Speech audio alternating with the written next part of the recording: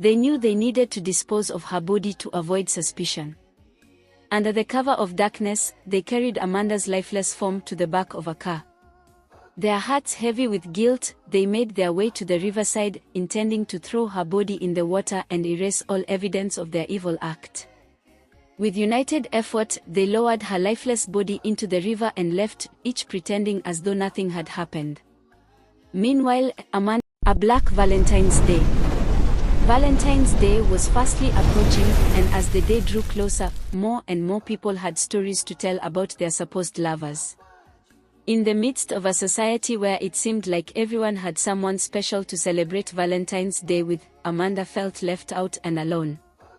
Amanda was known as one of the best students in a reputable school in Port Harcourt. She was not only beautiful, but also intelligent and blessed with a loving body shape that made some people call her a mermaid.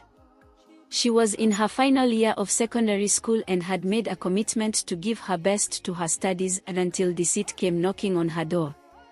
One day, while Amanda was studying alone, Deborah, one of her female classmates, who was known to be part of the Happening Babes gang that ruled the town, approached her and sat beside her. Amanda was surprised because Deborah had never spoken to her before and had even called her a studious fool who knew nothing beyond her books. At that moment, Deborah started chatting with the shocked Amanda. "Please, tomorrow, the 14th of February, is my birthday, and I want all of my friends to be there, including you," Deborah said. Amanda, taken aback, asked, "Am I your friend?" Deborah nodded her head in response and pleaded with Amanda to come to her party. Amanda accepted, giving in to Deborah's demand. Little did Amanda know, Deborah had no intention of celebrating her birthday. It was merely a ploy to get Amanda to her party. Deborah despised Amanda so much that she was willing to go to any lengths to destroy her. Deborah's boyfriend and his friends were hosting a Valentine's party, and some of them demanded girls and were ready to pay handsomely. Deborah couldn't risk losing that amount, so she started planning on how to gather some girls for them. She had already discussed her plan with two of her friends who agreed to help, but they needed someone else to complete the group. That's when the idea of inviting Amanda came to Deborah's mind. On Valentine's Day, Amanda dressed gorgeously, informing her parents that she was going to her friend's house for a birthday celebration. They couldn't decline since it was her first time going out without them. She eagerly boarded a cab, patiently waiting for Deborah to pick her up at the agreed junction. Before long, Deborah arrived and led Amanda to a house that was beautifully decorated with Valentine's designs. "I thought you said it's your birthday?" Amanda asked, curiosity evident in her voice. "It is, my dear," Deborah replied, leading her into the party room. Inside, a group of boys danced recklessly, each with their girlfriends except for one who couldn't help but smile upon seeing Amanda. He whispered to Deborah, "Is she the one for me?" Deborah nodded, confirming his suspicions. Without hesitation, he walked over to Amanda, took her hand, and requested a dance. But Amanda refused, instead asking to sit down on a nearby sofa. "It seems like she's hard to get," the guy said to himself, devising a plan to drug her. He went and fetched a juice, secretly adding sleeping pills to it, then offered it to Amanda, who unsuspectingly accepted the drink. "Since you don't want to dance with me, we can as well chat," he remarked, asking Amanda to take a sip of her drink. Unaware of the danger, Amanda took a few sips, feeling increasingly drowsy. Kenneth, the guy who had added the sleeping pills to her drink, led her to a room to lie down. Unbeknownst to Amanda, she was falling into a deep sleep, while Kenneth planned to take advantage of her by plotting to rape her. Kenneth, a wicked and an evil guy, had laid Amanda on the bed, closing the door to fulfill his wicked act. Without a bit of humanity left in him, he started raping Amanda and leaving her lifeless on the bed. Closing the door behind him, Kenneth wore his clothes and joined the others, a wicked smile on his face. He rejoiced in being the first person to have access to Amanda, boasting about his actions to his friends and the other girls. They all continued their Valentine celebration by indulging in lavish food and drinks. However, when the party came to an end and the girls requested to go home, they realized something was wrong. They asked Kenneth to wake Amanda up, as she has been sleeping for long, even passing the recommended time for the drug activeness. Hurrying to the room, Kenneth found Amanda still sleeping, not responding to his desperate attempts to wake her up. Panic set in as he screamed for help, alerting the others to the worst situation.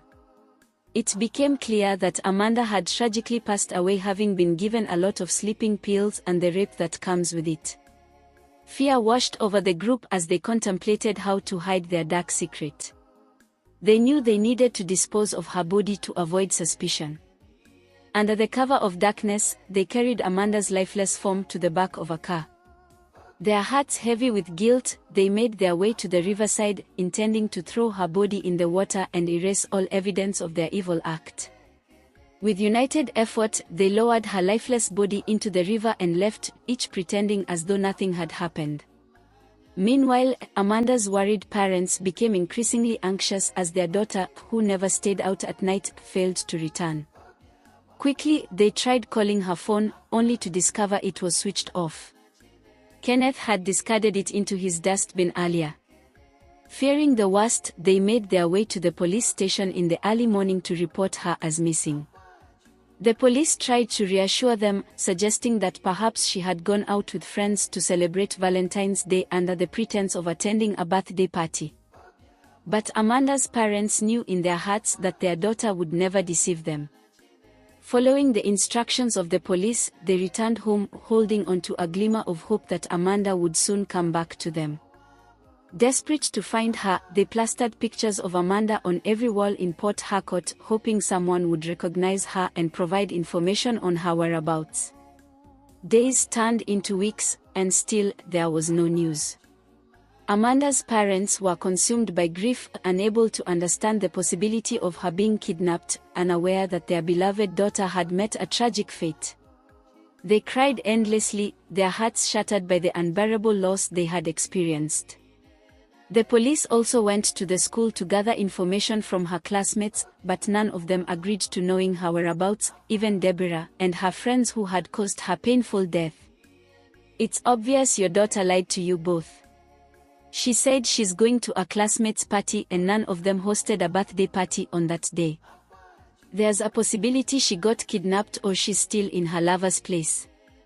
Anyways, we shall continue with the investigation," the police officer said, leaving the painful parents who couldn't endure the pain anymore. Amanda's parents, still devastated and confused, returned home feeling a heavy weight on their hearts. They had exhausted all options and efforts in their search for their beautiful and obedient daughter, but to no avail. Morning came and found Amanda's parents lying in bed, consumed by their thoughts and contemplating their next move. Work had become an impossibility due to the so much pain caused by their daughter's sudden and mysterious disappearance. As they laid there, lost in their thoughts, a knock came through the house, waking them from their deep thoughts. Elizabeth, Amanda's mother, mustered up the strength to rise from the bed and make her way towards the door, desperate to know who was there. Opening the door, Elizabeth was met with a sight that filled her with excitement and quickly causing extreme happiness within her. Standing before her was a girl dressed in Amanda's school uniform. In her excitement, Elizabeth mistook this girl for her daughter and called out to her husband, Daniel, who hurriedly came to join her at the door, curious about the cause of her loud shout. "Our daughter is here," Elizabeth exclaimed, causing Daniel to shake his head in disbelief, realizing his wife's desperate desire to see Amanda had closed her vision. "This is not Amanda, dear," he gently corrected her, pulling her back to reality. True to Daniel's observation, Elizabeth now saw that she had been lost in her own world of imagination. Attempting to recollect herself, she invited the girl inside, offering her a seat on the sofa. This girl, whose name was Miracle, proceeded to share her side of the story regarding Amanda's whereabouts. Miracle began narrating her side of the story. It was one fateful afternoon at school when she had witnessed Amanda and a classmate named Deborah, or Debbie as she was commonly known, engaged in a conversation. Deborah had invited Amanda to her birthday party, and after their interaction, Amanda had gone home. Miracle hadn't thought much of it at the time, assuming that Amanda would never accept such an invitation from someone she considered wayward.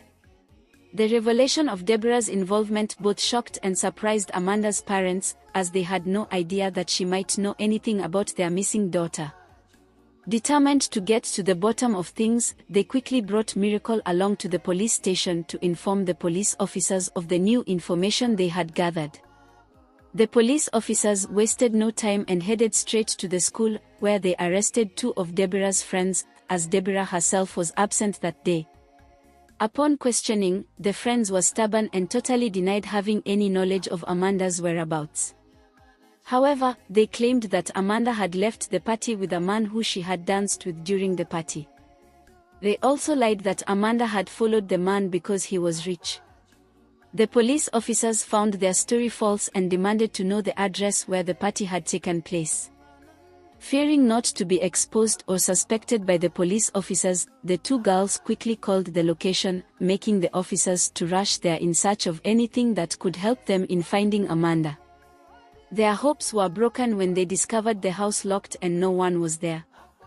Disappointed, they decided to return to the police station. This made Amanda's parents heartbroken, and it felt as if the ground should open for them to fall into it. "Let's go," the police officers told them. As they were heading to the police vehicle, Amanda's mother spotted something peculiar in a nearby dustbin, her daughter's phone. She let out a scream of shock and urgency, alerting the police officers. They quickly retrieved the phone, dusted it off, and switched it on. The revelation of the phone's presence led them to doubt the girl's claims of innocence. The question ran through their minds: had Amanda met with foul play inside that house? Did they strangle her there and locked the door? What had transpired within those walls of the house? Determined to find answers, the officers rushed back to the police station, ready to go deeper and force the stubborn girls into speaking the truth. Meanwhile, Deborah had been alerted on her friend's arrest. Coming from a rich home, she had told her parents what happened that night, and they are already making preparations to fly her out of the country. On the banks of the river where Amanda's body had been thrown in, a group of fishermen, who were regular visitors to the area in search of their daily catch, were going about their usual routines, fishing. As they cast their nets into the water and began to roll them in, they noticed that the net felt unusually heavy. Anezi, one of the fishermen, excitedly called out to his companions, anticipating a large catch that would bring them a handsome sum of money. Together, they eagerly gathered around, their hands joining in a united effort to draw the net out of the water. As they drew the net out of the water, revealing its contents, the fishermen were left speechless. Inside the net was a young girl, her lifeless body suggesting that she had been there, in the river for several days. The fishermen were shocked by the unexpected discovery of the girl's body. They quickly attempted to revive her, only to realize that the water was not the cause of her demise, as her stomach remained flat, free from any signs of drowning. Confused on what had caused a young girl's body in the river and by the secret surrounding her death, the fishermen unitedly agreed to transport her body to the local police station for further investigation. They placed her in a barrow, driving her dead body to the police station for further investigation. Meanwhile, Daniel stood at the entrance of the police station, involved in a phone call, when his attention was drawn to a commotion outside. To his disbelief, he recognized the figure being carried by the group of men as his own daughter, Amanda, clothed in the same attire she had worn when departing for the ill-fated party. The men carried Amanda's body inside the police station, calling upon the officers to alert them on what happened. Hurrying and heading towards the scene, Daniel's worst fears became a reality as the men revealed that they had discovered her dead body in the river. Filled with pain on hearing that their daughter was found dead, Daniel and Elizabeth were shocked, unable to understand the saddening turn of events. Elizabeth, who was pained hearing that her only child is gone, fell to the ground and fainted, Daniel throwing himself on the floor, shaking his head in sorrow. The fishermen narrated their discovery to the police officers standing at the counter. From their dressing, one could easily notice that they were fishermen, trying to make a living. Expressing their suspicions of foul play in Amanda's death, the men pleaded with the officers to take immediate action. The police officers thanked the fisherman for taking their time in bringing in Amanda's body and appreciating them for revealing the important part of an evidence that could answer their questions. The police officers decided to take Amanda's body to undergo an autopsy at the hospital in a bid to expose the secret behind her untimely death. Inside the cell of the police station, the two girls who had lied that Amanda followed a rich man after the party was over found themselves subjected to intense questioning by the officers, who pressed them to reveal the truth surrounding the events leading up to her death. Despite their forceful interrogation, the girls remained stubborn in their silence, refusing to give out any information. Frustrated by their silence, the police officers contemplated employing more forceful measures to extract the truth from their unwilling subjects. "If you girls fail to give us any relevant information on what happened at the party, I'll instruct my men to end you both with their guns," the DPO said, calling upon the armed officers to shoot them. The girls didn't want to die and wasted no time in narrating how Amanda was lured to the party, dragged and raped. They also called out the names and addresses of the guys who were involved in the crime. The police officers divided themselves into groups to arrest them before they would escape. Meanwhile, Deborah was already at the airport waiting for the plane to take off. The police officers split up and drove their separate vehicles to different locations. Some were actively searching for Kenneth and his friends, while the remaining officers headed straight to Deborah's house to arrest her. Upon arriving at Deborah's house, the gateman, who was acting under the directions of Deborah's parents, prevented them from coming in. His refusal to allow the officers' entry only served to further anger them, leading the police officers to throw him to the ground, rolled him and placed him inside the police van. With the gate key now in their possession, the officers proceeded towards the main house. Deborah's parents, filled with fears, rose into action, with her mother rushing to her room, dialing Deborah's number to warn her to escape. "Debbie, where are you?" she urgently inquired over the phone. Deborah explained her current situation, waiting on a plane that was delayed due to a search. The seriousness of the situation became clear as her mother revealed the presence of the police officers and instructed her to leave the plane and flee to their other house. "The police are already here, and our future is uncertain," her mother said before ending the call. Afraid yet calm, Deborah realized that her best chance of escaping unnoticed lay in using the cap in her sweater to cover her face so the police officers won't notice. With her face covered, she devised a plan to fake a need to use the toilet near the plane's entrance so the police officers won't arrest her. The dangerous escape attempt was set into action as Deborah covered her face and made her way towards the toilet, attempting to leave the plane unnoticed. Despite her efforts to run away from her crime, her hopes were shattered when a deep voice beckoned from behind. "Stop right there. Drop your bag, raise your hands, and obey our commands," the commanding officer ordered, his colleagues quickly coming forth to handcuff Deborah. She knew her days of running was over. She quickly stretched forth her hands, submitting to the handcuffs as the police officers dragged her to the police vehicle heading to the station. Entering into the cell, she was shocked to discover her two friends also in custody, leading her to accuse them of betrayal for their role in her arrest. "So you guys betrayed me," Deborah said to her friends. Facing interrogation at the station, Deborah made the decision to reveal the identities and whereabouts of the other guys who were involved in the murder, now that the game was up. Tortured by the officers about the hideout of his boyfriend and company, she disclosed their hideout in an abandoned house near the bush. No one would have thought that someone would be in such lonely place. Quickly acting on the information, the officers went to their hideout and brought them into custody. In the days that followed, they were brought to court, with the judge giving them a punishment of life imprisonment with hard labor. A befitting burial was organized for the late Amanda, whose absence caused endless pain to her parents. Though justice was served, Amanda's parents were left fighting with the harsh reality of living without her.